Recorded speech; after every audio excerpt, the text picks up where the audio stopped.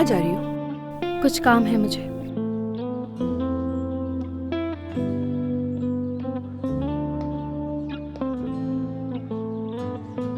अभी भी नाराज है मुझसे? वो मिलना भी नहीं चाहता मुझसे। क्या करूं मैं? आपने कहा था कि माफी से कुछ नहीं होगा, लेकिन मुझे लगता है ऐसा करना चाहिए मुझे। क्या कहती हैं आप इस बारे में?